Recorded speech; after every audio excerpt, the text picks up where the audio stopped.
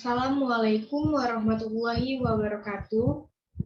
Yang terhormat Bapak Pengampu Mata Kuliah Ibadah, Akhlak, dan Muamalah Al-Mukarram Pak Nurdin.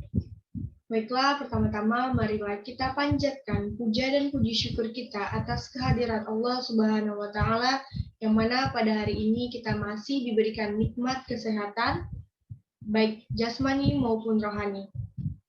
Yang kedua, sholawat beriringkan salam tidak lupa kita junjungkan kepada Nabi Agung kita, Nabi Muhammad Sallallahu Alaihi Wasallam. Baiklah, saya Ayu Puspitasari dari Prodi S1 Psikologi A dengan NIM 2110801046. Saya di sini akan mempresentasikan dengan tema yang berjudul Ibadah, Akhlak, dan Muamalah dengan tema hakikat ibadah. Pengertian ibadah atau ibadah adalah sebuah kata yang diambil dari bahasa Arab ibadah dalam terminologi bahasa Indonesia sebagaimana yang terdapat dalam Kamus Besar Bahasa Indonesia. Kata ini memiliki arti perbuatan atau pernyataan bakti terhadap Allah atau Tuhan yang didasari oleh peraturan agama. Nah, hakikat ibadah menurut Sayyid Qutb, ibadah menjadi tujuan keberadaan manusia atau yang merupakan tugas utama manusia adalah lebih luas dan komprehensif daripada sekedar pelaksanaan simbol-simbol. Selama ini, pemahaman terhadap konsep ibadah selalu dikonotasikan hanya pada wilayah yang sempit. Padahal hakikat ibadah bukan hanya sekedar menjalankan semua perintahnya dan menjauhi segala larangannya. Macam-macam ibadah dibagi menjadi dua. Yang pertama adalah ibadah madhoha, yang kedua adalah ibadah ghairu madhoha. Yang kedua, ibadah madhoha, ibadah atau ibadah khusus adalah ibadah yang telah ditetapkan Allah akan tingkat, tata cara, dan perincian-perinciannya. Ibadah khusus ini sudah tercantum jelas di dalam buku Paduan Asrama Al-Quran dan Sunnah. Adapun jenis ibadah yang termasuk madhoha adalah toharo, wudhu, tayamum, mandi besar, sholat, zakat, puasa, haji, dan umroh, dan seterusnya. Sedangkan ibadah ghairu madhoha atau umum adalah segala perbuatan baik yang dilakukan dengan niat semata-mata hanya untuk mengharapkan ridho Allah Subhanahu wa Ta'ala.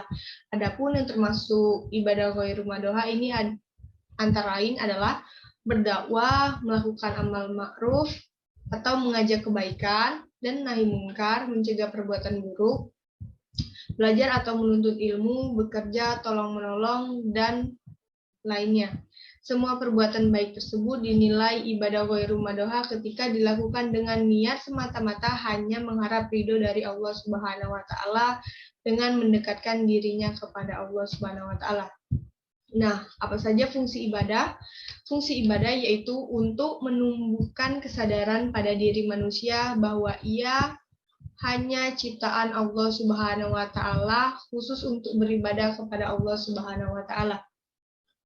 Seperti firman Allah dalam Al-Quran pada surah Az-Zariyat ayat 56, yang berarti, dan aku tidak menciptakan jin dan manusia, melainkan supaya mereka mengabdi kepadaku.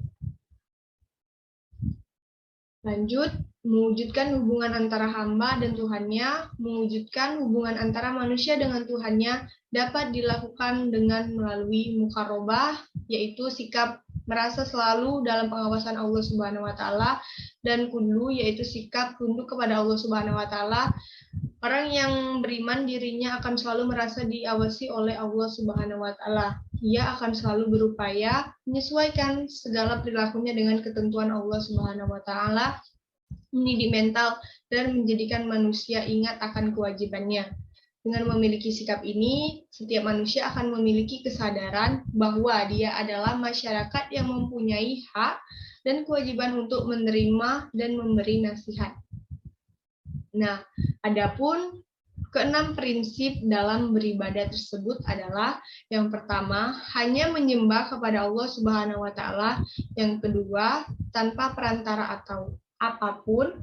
Yang ketiga, harus ikhlas. Yang keempat, harus sesuai tuntunan. Yang kelima, sering dengan lahir batin. Yang keenam, mudah dan meringankan. Baiklah, mungkin inilah yang dapat saya sampaikan. Lebih dan kurang saya mohon maaf. Kepada Allah saya mohon ampun. Wabillahi taufik wal hidayah. Wassalamualaikum warahmatullahi wabarakatuh.